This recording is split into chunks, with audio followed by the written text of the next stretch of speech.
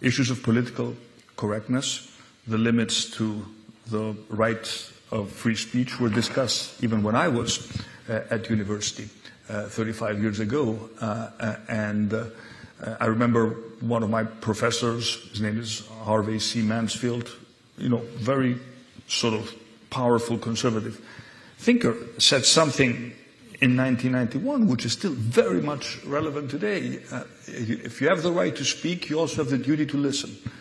And I'm afraid that this duty to listen has been lost in what we call US woke culture, where groups seek to promote division, anger, and conflict, where speaking is not so much about making your argument, but it is about provoking the other.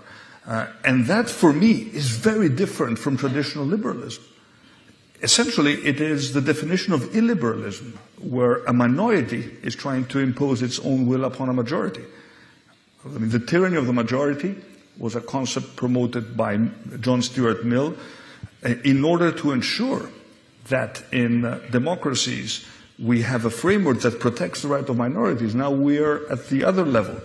We have the tyranny of the minorities that do not allow anyone to question their opinion. And if you dare to question their opinion, you are labeled, a fascist, a patriarch, or, whatever else one can imagine.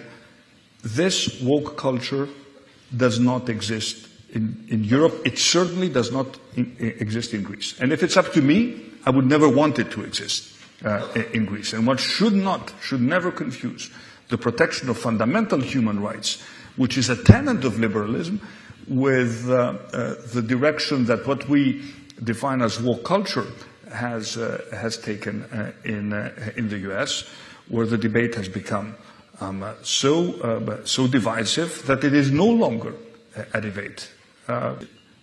Honestly, I wouldn't want to be, a young man at a US university these days trying to date a girl. I would not want to do that, because I would have to sign a petition, or I would have to have my door open, or I would have, but this is the reality of what is happening in many US universities. Certainly, it's not happening in Europe, and I think Europe has a healthy balance between traditional liberalism, protecting rights, emancipating women. I think the right of women to actually speak in case that they are abused, which has been a big success of our policies, that they feel that they can trust the police and that they can call the police in case that they feel they're abused. But this is very far from what is currently happening in the liberal or the ultra-liberal bastions in the US. And I do understand why this extreme version of what I call illiberal wokeism is provoking, some reactions amongst people who just don't accept this approach.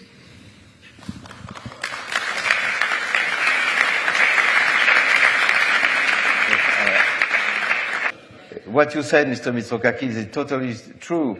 So sexual liberation has become a nightmare for students, because you have to, when you like someone, you have to write an application, yes to sex, but how much time, how many times, how long, which attitudes is allowed and which is not. And if it's not written down, you can file your partner, and you can go to prison. So the history of American university is full of those legal conflicts, which are totally insane. And now it's even in France nowadays.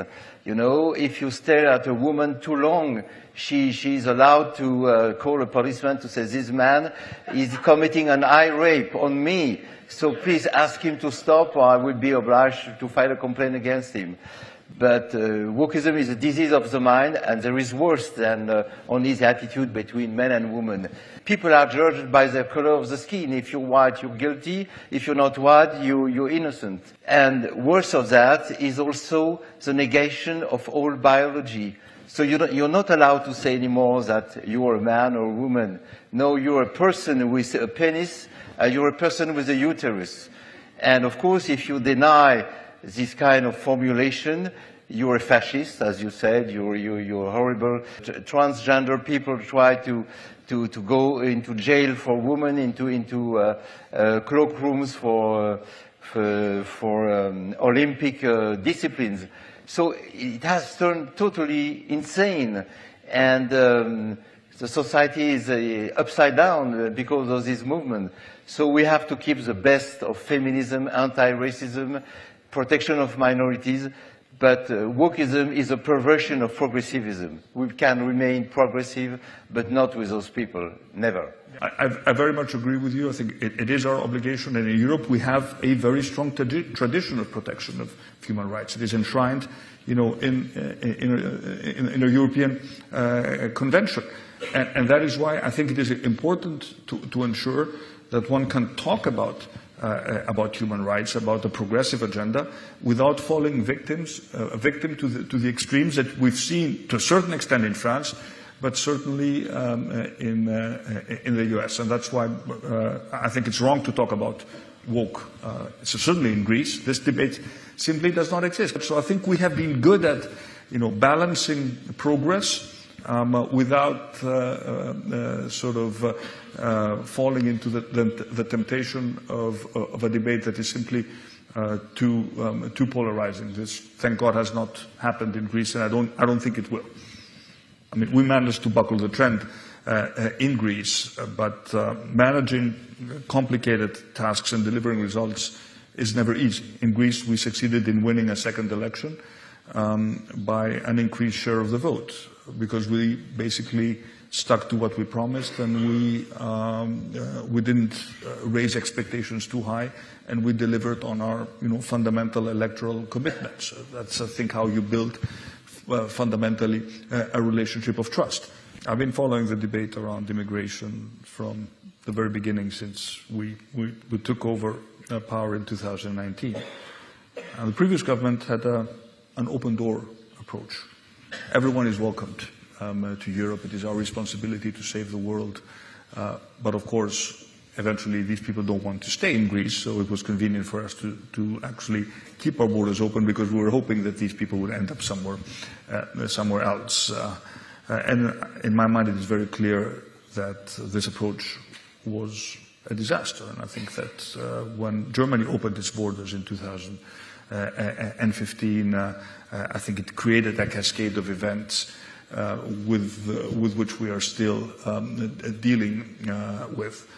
I think it has become the consensus at the European Council that we need to protect our external borders, that borders actually matter. I think you're right about that we don't live in a world without borders, and borders is what essentially defines us and what allows us at the end of the day to live together. My obligation as a Prime Minister of Greece is to protect the Greek border, which happens to be also the European border, and to do my best in order to ensure that people don't enter Greece illegally. And this is exactly what I'm doing. And I'm unapologetic about that. I've been unapologetic from the very beginning, whether it's our sea border or our land border.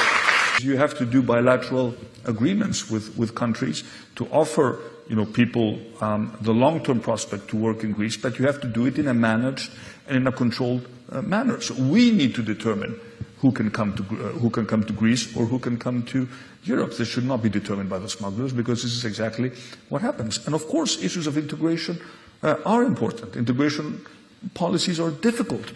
There have been successful examples, and there have been clearly unsuccessful examples, and I'm sure you can talk about that given the experience in France. But of course, there are also other cases where we have to recognize in principle that people who are culturally completely different from us, even if we try very hard, we will have difficulties making them part of a society which, in case of Greece, is still relatively homogeneous.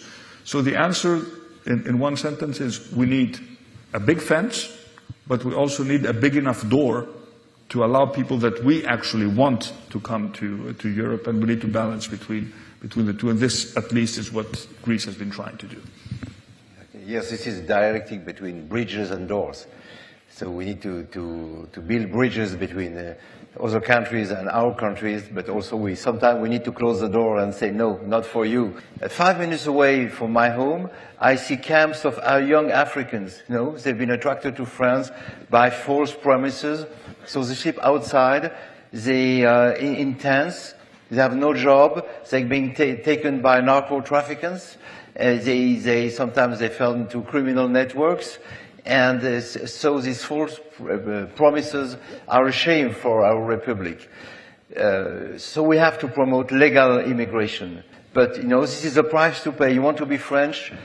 Do like the French. Don't try to promote excision, infibulation, polygamy, and all these kind of things. No, this is not the case. If you want to do that, go somewhere else. It's not for us. I will add that we in France, as in Great Britain, we have another problem. We have 7 or 8 million Muslims. So the challenge is this one. Will the French Muslim, abide to the rule of secularism, what we call laïcité, the separation of the church and the state, which has been established in 1905, or will they try to consider that the law of God is superior to the law of republic? So this is a conflict that is going on for now 30 years, and which is extremely strong and bloody, and it's not solved, far from it, but every week the French police and the French secret services diffuse a project of attack against us. So every month we have 2-3 plans of attacks by knife, by bombs, or by fire.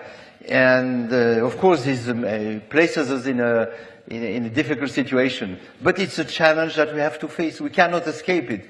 We cannot surrender. That's what I want to say. The answer of the left and the far left is we surrender. We don't have to force those people to follow our values. If they do what they want, it's because for them it's better.